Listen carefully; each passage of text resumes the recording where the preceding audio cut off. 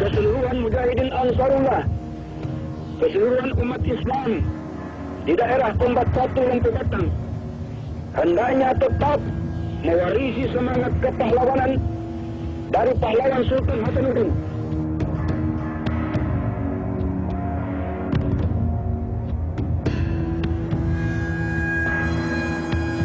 Perjuangan cita-cita DITII tetap tegak dan berjalan terus di dalam lingkungan Republik Persatuan Islam Indonesia.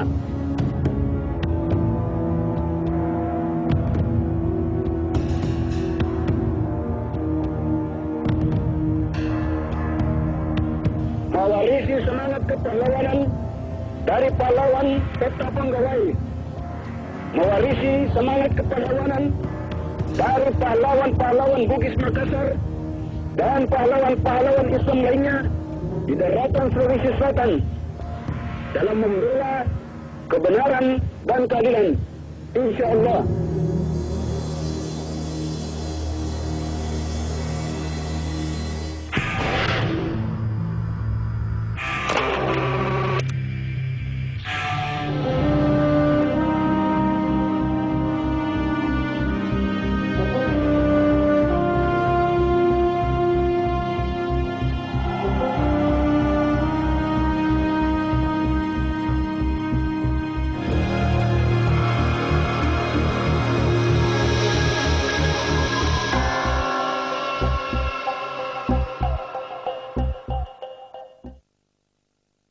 Bakti Terjaya yang Sabah meminta kepada saya supaya kita kembali ke Sulawesi menjadikan negara Islam. Dia pintar sekali pidato, luar biasa kalau dia. Kalau pidato orang sudah pasti ikut sama dia. Berbulan-bulan penderitaan begitu hebat, akhirnya nih mayatnya.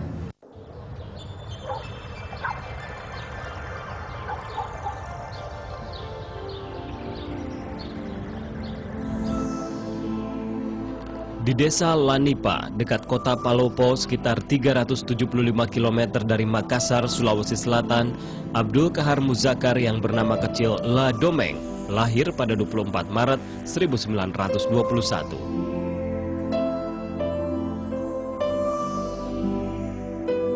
Dalam bukunya Revolusi Ketatanegaraan Indonesia, Kahar menulis, "Sejak masa kecil saya tidak pernah ditundukkan oleh lawan-lawan saya dalam perkelahian. Dan sejak dewasa saya tidak pernah menjadi pak turut pendapat seseorang di luar ajaran Islam."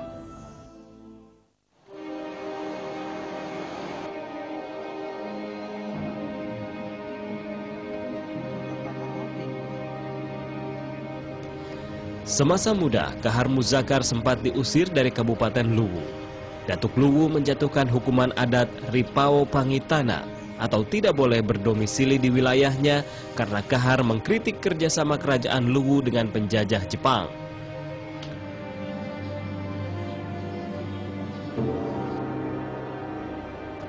Setelah Indonesia merdeka, rapat raksasa di lapangan Ikada Jakarta pada 19 September 1945 menjadi panggung pertama Kahar Muzakar dalam pentas sejarah. Sebagai salah seorang pengawal Soekarno-Hatta saat itu, ia menulis kenangannya dalam buku Konsepsi Negara Demokrasi Indonesia. Bung Karno dan Bung Hatta didesak oleh rakyat untuk berpidato. Sekian puluh ribu rakyat penduduk Jakarta dan barisan pemuda yang ada di lapangan Ikada pada waktu itu. Tidak ada seorang pun yang sanggup berdiri di muka auto Bung Karno untuk melepaskan Bung Karno dan Bung Hatta dari kepungan bayonet tentara Jepang, kecuali saya seorang diri dengan sebilah golok di tangan.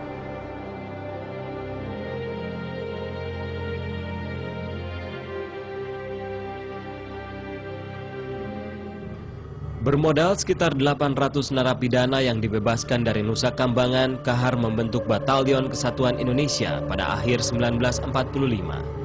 Batalion pengawal Presiden Soekarno ketika memerintah Yogyakarta ini kemudian menjadi inti Tentara Republik Indonesia Persiapan Sulawesi. Atas perintah Panglima Besar Jenderal Sudirman, Kahar membentuk TRIPS pada 24 Maret 1946. Dalam perjalanan itu Belanda tidak luput daripada pengintaian perahu-perahu yang menyeberang. Itu korvet Belanda itu di lautan. Dan karena mereka tenggelam di lautan karena bertempur. Ya inilah saya bilang salah satu misinya Kahar ya dari Pak Dirwan.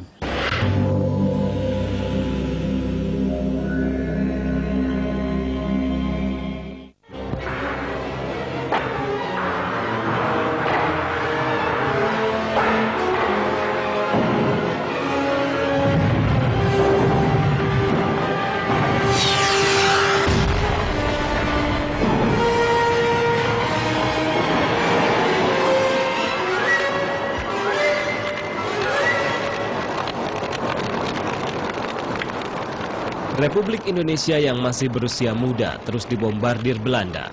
Pada 1947, Yogyakarta yang menjadi pusat pemerintahan RI setelah pindah dari Jakarta merupakan sasaran agresi pertama Belanda.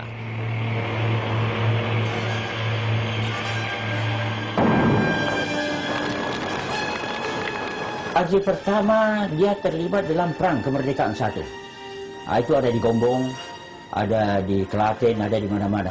Ya, Kahar tetap dia terlibat kepada kesatuan-kesatuan yang terkoordinir ya oleh pasukan setempat.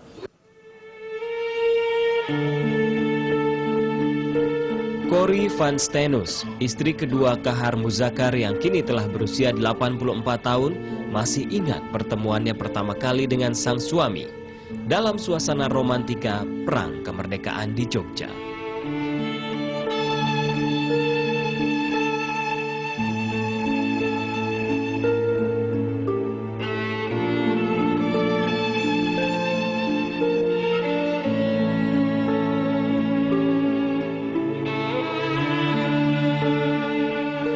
Kebetulan ketemu Cuci Arja, ayo kamu harus ikut menguasai Belanda punya markas di Malioboro sama-sama Hatta Soekarno. Nah masuk di Lyon muncul diberantakan.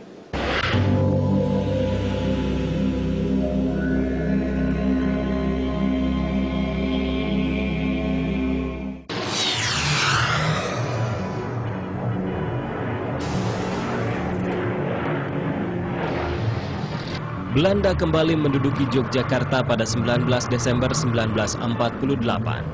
Namun tentara dan laskar Republik sempat menguasai Jogja selama 6 jam. Dalam serangan umum 1 Maret 1949 inilah Kahar Muzakar berseteru dengan Soeharto. Lesnya sebenarnya pada saat penyerangan terhadap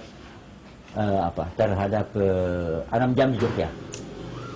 Kelasnya itu gara-gara karena dia didahului oleh Kahar Muzakar.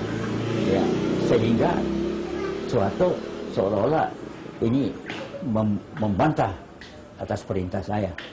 Sehingga pasukan boleh ikut di dalam pertempuran, tapi Kahar tidak boleh mencampur ini. Tapi pada akhirnya setelah kembali Jogja, maka Kahar menyusun lagi pasukan untuk kembali lagi ke Sulawesi.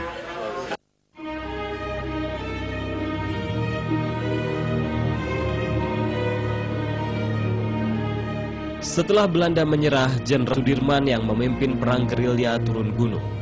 Masalah hubungan pemerintahan sipil dengan militer, pusat dengan daerah, serta tentara dengan laskar menanti di depan mata. Di Jawa Barat, Kartosuwiryo memproklamirkan Negara Islam Indonesia (NII) pada 7 Agustus 1949. Gerakan Darul Islam dan Tentara Islam Indonesia lantas meluas ke Jawa Tengah, Sulawesi Selatan, Kalimantan Selatan, serta Aceh. Pemberontakan DI-TII Kahar Muzakarlah yang terlama dan terluas wilayahnya.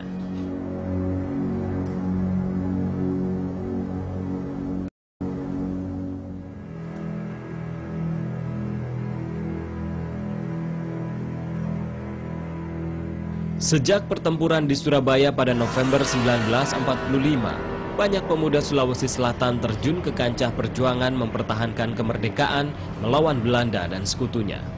Mayoritas mereka adalah para gerilyawan yang tergabung dalam berbagai laskar seperti Kahar Muzakar.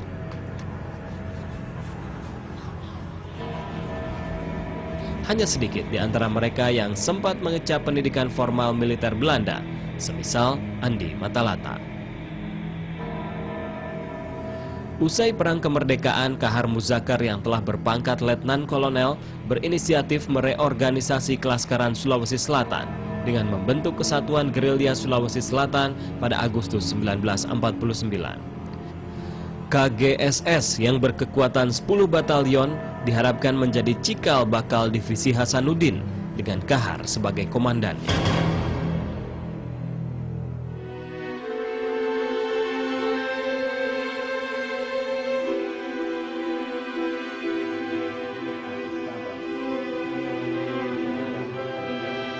Salah seorang komandan batalion KGSS, Andi Sose, mengungkapkan, sekitar 15.000 gerilyawan Sulsel ingin diterima seluruhnya dalam Angkatan Perang Republik Indonesia (APRI).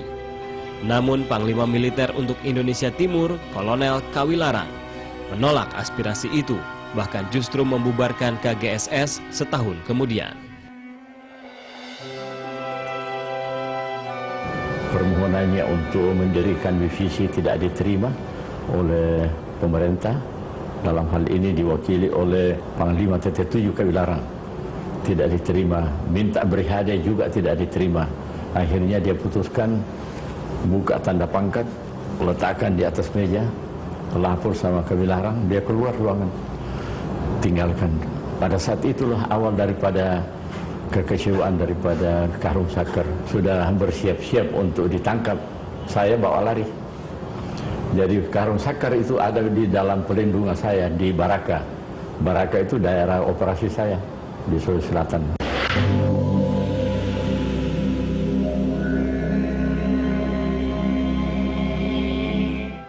Akhirnya pada 7 Agustus 1953, Kahar menyatakan bergabung dengan gerakan DITII Kartosuwiryo di Jawa Barat yang 4 tahun sebelumnya memproklamirkan negara Islam Indonesia.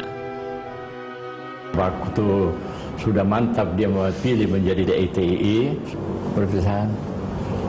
perpisahan dia baik-baik. Saya izinkan bawa satu kompi yang memang setia kepada beliau. Saya ambil saya punya pasukan sekian kompi, dia bawa satu kompi, jalan baik-baik.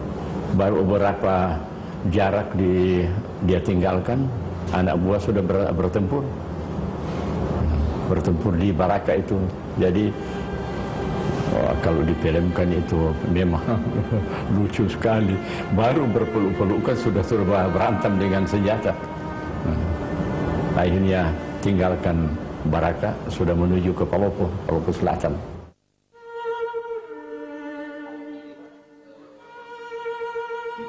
Nurdin Usman Pisov, Panglima Komando Basis Jihad atau Komban Lampo Batang, membantah pemberontakan Kahar Muzakar dipicu oleh penolakan tentara terhadap Laskar Sulsel.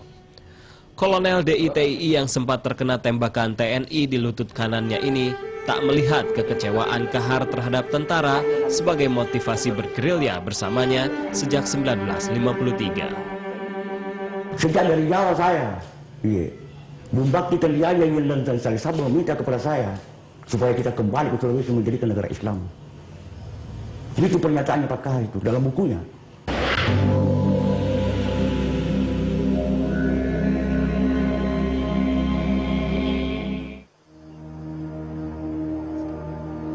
Gunung Latimojong di Palopo Selatan merupakan basis perlawanan Kahar Muzakar. Dengan menggunakan taktik perang gerilya, sekitar 30 batalion DITII merambah hingga ke 3 wilayah, Sulawesi Selatan, Tengah, dan Tenggara. Kita kan muncul tenggelam sebagai gerilya. Ada kalanya kita satukan itu kekuatan, ada kalanya kita satukan itu kekuatan untuk menghadapi ini operasi. Kalanya kita bertahan. Dengan kalau kita kekuatan itu mencukupi tuh. Tetapi kalau kita lihat itu persenjataan kita lemah, karena anak-anak tersiar itu ada ditugaskan ya mana-mana, itu kita kan bersembunyi saja. Seperti Soekarno yang pernah dikawalnya, kemampuan persuasi Kahar Muzakar sebagai macan podium menjadi daya tarik tersendiri. Cita-cita negara Islam pun membuat ribuan orang bersedia naik turun gunung selama 15 tahun pemberontakannya. Dia pintar sekali pidato, luar biasa kalau tidak. Kalau pidato orang sudah pasti ikut sama dia. Kalau sudah sebut agama, rakyat di Sulawesi Selatan pasti ikut. Betul-betul itu Kahar Muzakar bersatu dengan rakyat, menyatu dengan rakyat. Kalau dia pergi jalan dari desa ke desa, seluruh desa itu siapkan makanan. Seluruh desa itu berani mati untuk dia kalau ada operasi.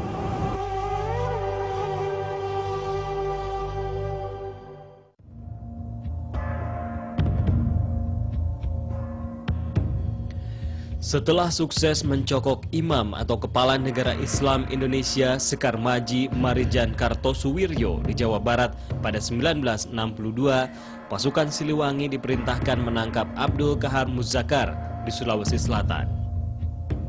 Panglima tertinggi itu, Presiden Soekarno, itu mengamanatkan pada awal tahun 64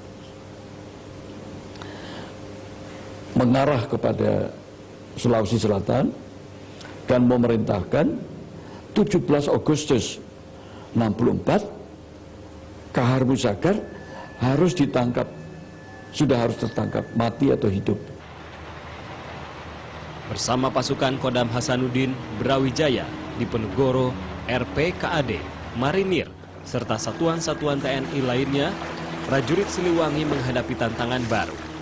Alam Sulawesi yang masih perawan menjadi tempat ideal bagi gerilyawan untuk bersembunyi dan menghadang lawan. DITI itu tidak akan, misalkan tidak akan melepaskan tembakan kalau sudah betul-betul dalam jarak yang mematikan. Nah, ini suatu pengalaman baru yang ketika kita menghadapi DITI di Jawa Barat itu tidak penghadangan seperti itu tidak.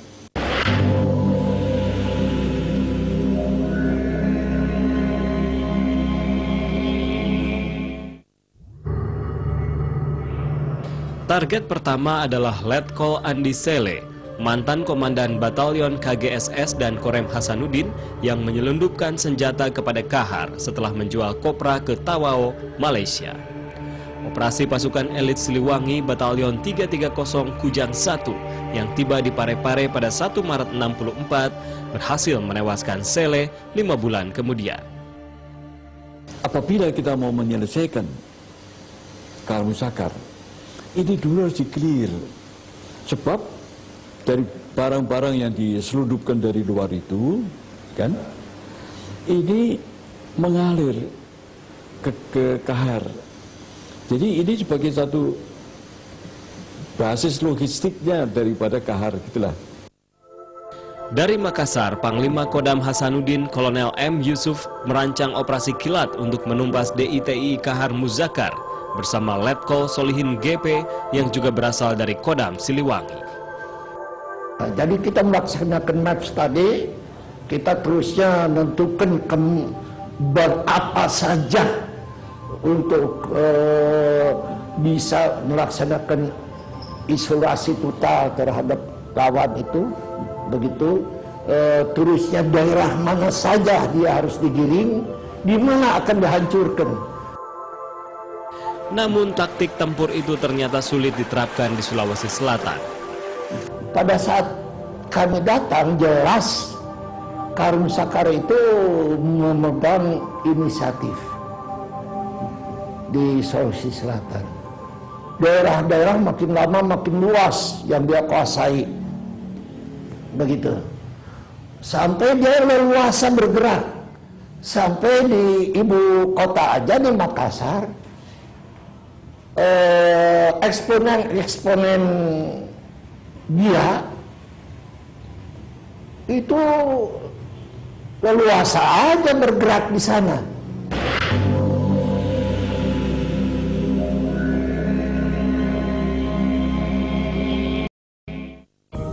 Masyarakat yang tinggal masih terpencar-pencar di gunung-gunung begitu, yang terpencil, communication, transportation yang begitu berat. Bahkan ada daerah pada saat itu yang masih belum dipetakan. terutama Sulawesi Tenggara, di mana nanti Kahar Musakar matinya di situ kan.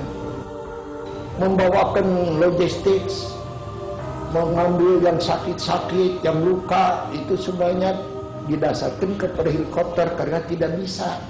Jaraknya jauh-jauh sudah, Pak. Sementara itu, gerungan yang terlibat dalam pemberontakan Permesta di Sulawesi Utara bergabung dengan Kahar Muzakar di Sulawesi Selatan pada 1957. Pasukan DITII seakan disuntik darah segar berupa personil, senjata, maupun amunisi baru. Akhirnya dia dengan satu peleton turun ke Sulawesi Selatan. Akhirnya dia diislamkan oleh Kahar Muzakar dan dijadikan kepala staf. Oh, dia orang pintar kok. Nah, itu si Kahar Muzakar dengan gerungan itu, basis utamanya adalah di Luwu, daerah Luwu pegunungan. Jadi itulah yang menjadi daerah pertempuran langsung di bawah komando.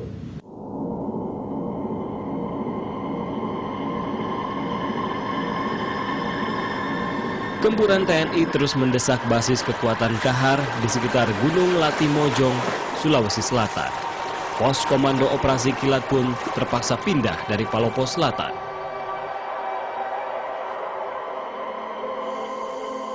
Akhirnya kita tahu si Kahar ini sudah diselundupkan oleh gerungan ke Sulawesi Tenggara. Pindah kita ke Sulawesi Tenggara. Kita mendirikan komando di Pakue, di Kecamatan Pakue, di pinggir pantai di Sulawesi Tenggara. Perubahan-perubahan pasukan itu di dalam alam yang begitu luas dan begitu ganas, karena Pacet itu di sana aneh. Pacetnya itu yang kita sebut loreng, ada strip putihnya, dan dia mah tidak di bawah, Pak, dia menceleng ke atas, jadi dia masuknya dari sini. Jadi dada kita tuh penuh dengan pacet begitu. Areal pertempuran antara pasukan TNI dengan DITII kemudian beralih ke sekitar Danau Towuti hingga Sungai Lasolo di Sulawesi Tenggara. Kahar Muzakar pintar, jadi kalau nanti dari sini dia akan lari ke sana, sudah dipersiapkan lama di situ. Ada perkampungan yang dia sudah siapkan. Nah, kita menyergap itu dari udara, ya, diterjunkan. Ternyata Kahar Muzakar sudah pergi dari situ sekitar 4 hari yang jadi kosong. Yang kita terima hanya bangunan-bangunan asramanya, rumah-rumah. Lalu ke itu tempat Lasolo, mengikuti sungai Lasolo itu.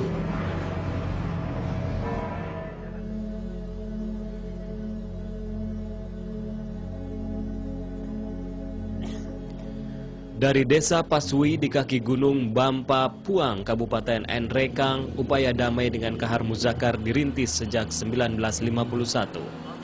Andi Sose, Komandan Resimen Tim Pertempuran RTP Guntur, untuk menumpas DITI Kahar sebelum operasi kilat, menemui mantan komandannya di Kesatuan Gerilya Sulawesi Selatan. Gencatan senjata juga diusahakan untuk kedua kali di Bone Pute, 10 tahun kemudian. Kahar Muzakar itu ada di sebelah kiri saya bawa mobil, dia sebelah kiri, pengawalnya sudah ada berdiri di belakang, sepanjang jalan sudah penuh itu pengawalnya Kahar Muzakar, takut kalau dibawa lari. Tapi tidak, dengan tenang saya bawa. Pertemuan di Atapangnya, almarhum Hertasling, kepala staf, kemudian Pak Yusuf, berunding, tidak ada kesepakatan. Masing-masing salam-salaman, berpisah lagi. Tapi waktu bertemu peluk-pelukan. Karena memang sama-sama di Jawa dulu. 2 kali saya bertemu. 1 kali waktu di Palopo Selatan. Sudah sama-sama berhadapan pasukan. Bertemu lagi di situ. Dia suruh saya menyerah. Ada foto saya di sana. Pakai beret, dia suruh menyerah. Saya tidak bisa menyerah karena Panglima Sudirman belum cabut itu perintah kepada semua prajurit, tidak boleh menyerah, pantang mundur. Nah, tidak bisa menyerah. Akhirnya dia pergi. Dalam suratnya kepada Presiden Soekarno pada 1961, sebetulnya Kahar telah menyatakan kesediaannya untuk kembali ke pangkuan Ibu Pertiwi. Namun, dua syaratnya yang sangat berat bagi Bung Karno sebagai penggagas Pancasila dan Nasakom, yaitu mengganti Pancasila dengan falsafah ketuhanan, serta melenyapkan komunisme di Indonesia. Karena upaya perdamaian selalu gagal, pemerintah menggelar setidaknya 11 kali operasi militer selama 15 tahun pemberontakan Kahar Muzakar. Puncaknya, operasi kilat yang berlangsung sejak 1964 hingga 1965. Setahun memburu Kahar di medan gerilyanya yang berat, betul-betul menurunkan militansi tentara sampai ke titik nadir. Banyak yang hilang di hutan. Jadi dia tuh sudah entah malaria, entah apa, lari ke hutan sendiri, dicari-cari, bunuh diri. Ada macam-macam lah. Ya, sampai komandan itu sudah menyatakan, aduh, this mission impossible. Saya bilang, sudahlah, kalau kita harus hancur, karena kita tidak bisa melaksanakan tugas, mari kita habis-habisan 1 bulan lagi.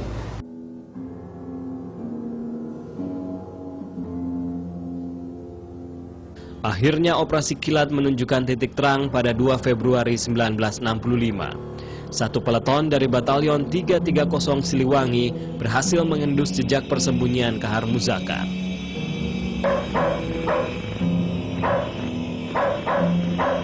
Malam Idul Fitri, kami sudah ada berita daripada Komandan Kopi yang memimpin peleton itu, Pak, ada ketemu bekas memasak makanan. Itu di dalam skala yang lebih gede. Wah, ini pasti bekas Kahar Muzakar. Waktu meletek subuh begitu, serbu, dek. Ya, kebetulan tempat Kahar Muzakar itu ada di situ juga. Dia keluar dari pintu, loncat kena si penembak yang pakai Tommy gun itu, grab, persis ininya, habis. Kahar Muzakar habis. Nah itu saya, karena mereka juga subuh gitu ya, kita sedang sholat id. Setelah sholat id baru kita tahu. Saya terbang ke sana.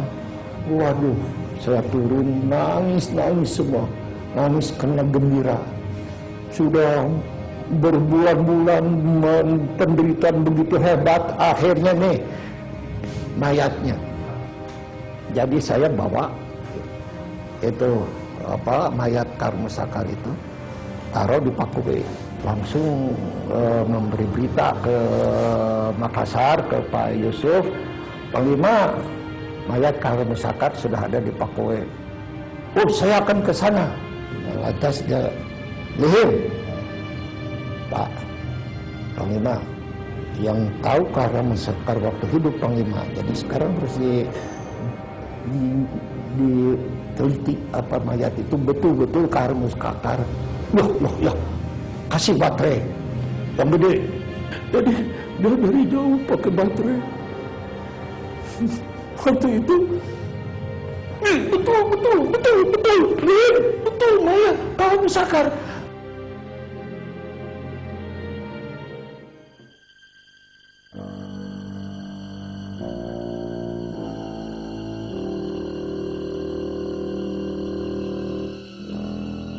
Posisi Kahar Muzakar semakin terjepit setelah rakyat sipil ikut membantu TNI dalam penumpasan DITII.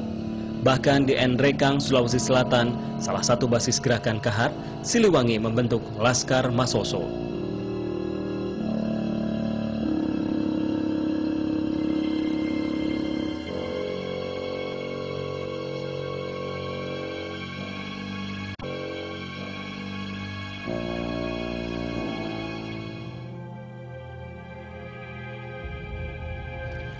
Bersama tentara, masyarakat juga bahu-membahu membetulkan jembatan dan jalan raya.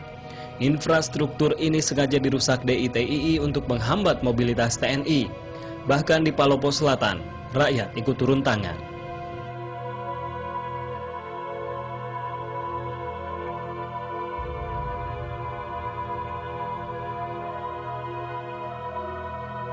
Di ujung pemberontakannya, Kahar Muzakar kian kehilangan anggota DITII. Selain tertangkap, mereka pun ada yang menyerahkan diri. Tak terkecuali komandan-komandan perangnya dan menteri-menteri Republik Persatuan Islam Indonesia. Sebagai khalifah atau kepala negara, Kahar memproklamasikan RPII pada 14 Mei 1962. Perjuangan cita-cita DITII tetap tegak dan berjalan terus di dalam lingkungan Republik Persatuan Islam Indonesia.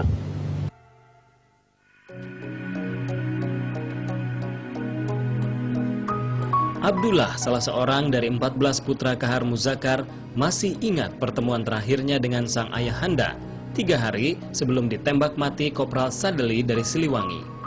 Waktu itu Kahar yang telah terkepung hanya dikawal 2 peletonnya. Kepada saya khususnya dia sempat peluk, dia cium, terus ada kata-kata, saya titip mamimu jangan nakal, jaga mamimu baik-baik. Udah, berpisah itu udah sampai kita dapat pamflet ya, beliau tertembak di Solo itu. Beliau minta berpisah dan memang ada kata-kata beliau pada saat itu terakhir yang saya sempat dengar juga kepada ibu. Mungkin perjuangan kita ini sudah terakhir lah. Ya, feeling beliau mungkin sudah kuat ya. Ya disinilah kita saatnya berpisah. Nah, ibu disuruh waktu itu ke daerah Tenggara, bapak bertahan di pertengahan antara Sulawesi Selatan dan Tenggara. Nah, di situ lah Solo itu tepatnya kan.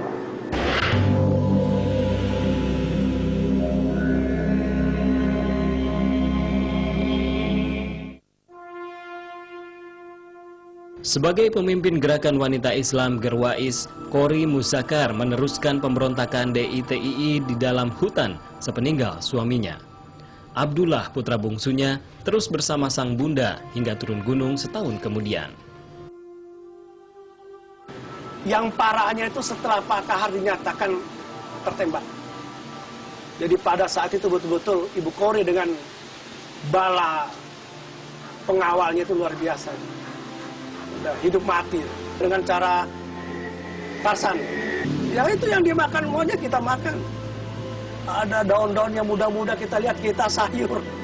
Karena sudah tidak ada pemimpin, ya dari pengertian dari Ibu Kori pada saat itu, ya perjuangan tidak berarti harus fisik, ya tidak harus berarti di hutan, ya kan. Jadi Ibu perintahkan, ya kita berkemas untuk keluar ke kota pada istilah bahasa itu kan, ke pemerintah, ke pangkuan Ibu Pertiwi lah. 15 tahun pemberontakan membuat nama Kahar Muzakar melegenda. Bahkan banyak orang yang percaya mendiang masih hidup. Bagi keluarganya, makam Kahar tetap menjadi tanda tanya hingga kini. Salah seorang di antara mereka yang enggan disebut namanya bercerita, ketika keluar dari rumah sakit milik Kodam Wirabuana, Pelamonia, jasadnya dibawa M. Yusuf ke Taman Makam Pahlawan Panaikang di Makassar. Namun jenazahnya dimakamkan tanpa nisan. Kami sendiri menemukan sebuah nama Muzakar di TMP Panaikang. Kendati pengurusnya membantah bahwa itu kuburan Kahar Muzakar. Saya pernah datang juga sama ibu. Nah, apa yang beliau katakan, ya udahlah Bu Kori.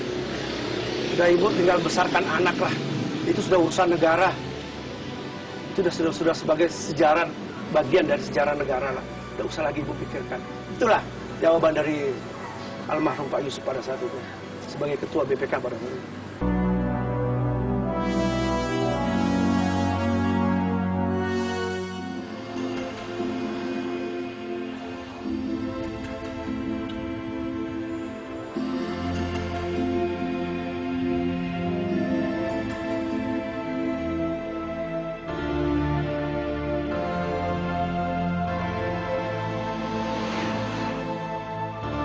Sebagai salah satu daerah basis DITII Kahar Muzakar, Belopa masih menyimpan kenangan bagi penghuninya.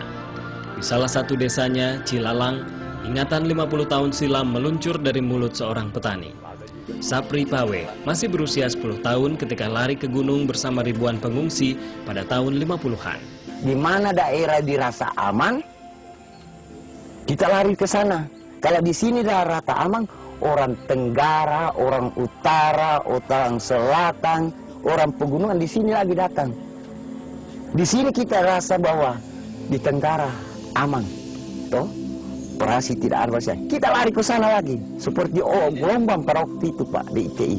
Takut pada tentara, kemudian takut sama DI. Tujuannya masuk, kedua-duanya takut, karena itu selalu berperang kalau baku hadapan. Jadi kita ini masyarakat biasa, itulah cerita saya tadi, di mana yang bisa kita selamat, di situ kita berlindung. Kalau umpamakan DI kita bisa selamat, di situ kita lagi berlindung.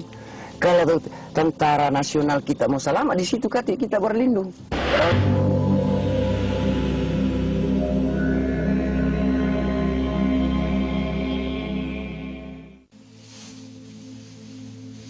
Konflik bersenjata antara DI-TII dengan TNI membuat petani bersawah seluas 5 hektar ini harus bertahan hidup di hutan semasa kecil selama 4 tahun. Nah pada waktu itu Pak, satu pasang saja baju. Biasa itu Pak, saya biasa itu Pak lakukan itu, saya di asap api itu pakaian Pak kalau malam. Itu bukan cerita ini Pak, biasa saya lakukan itu. Kalau sorenya itu kita diburu kena hujan apa malamnya itu. Karena pada dalam hutan itu betul-betul kesulitan Pak kalau masak pangan pakaian. Selama mengungsi, Pawe kecil sempat mengecap pendidikan, walau dalam keadaan darurat. Itu biar pohon kayu, disitulah kita belajar. Belajar 1 hari, 3 hari, datang lagi berita, kita lari lagi, tinggalkan. Di sana kita itu, nah ada si guru kita temani lari, di mana sampai kita di situ, kita dibuka lagi belajar di situ. Belajar, itu saya ceritakan tadi, biasa itu daun pisang kita ambil. Dan itu pada waktu itu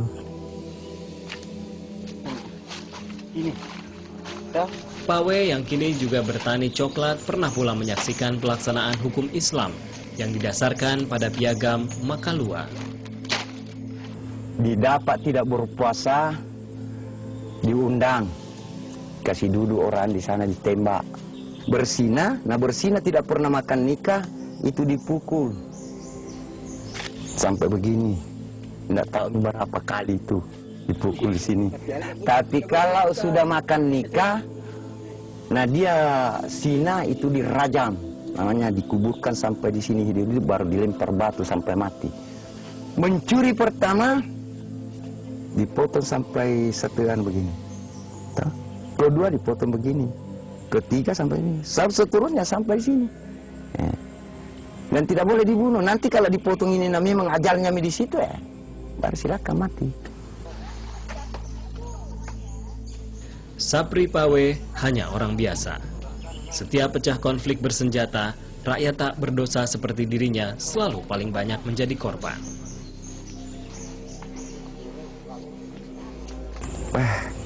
Saya tidak bisa bayangkan itu, nah itu penderitaan yang kami alami. Nah.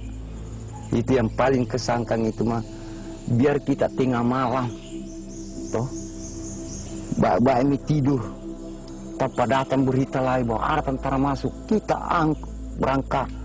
Biar tengah malam hujan besar kita lari sampai di sana lari. Biar pohon begini Pak, tempati saja duduk, anak-anak begini kata kita ambilkan saja, daun apa supaya mendedu, kita selamat. Itu yang paling sesalkan, saya tidak bisa bayangkan pada waktu itu. Nah.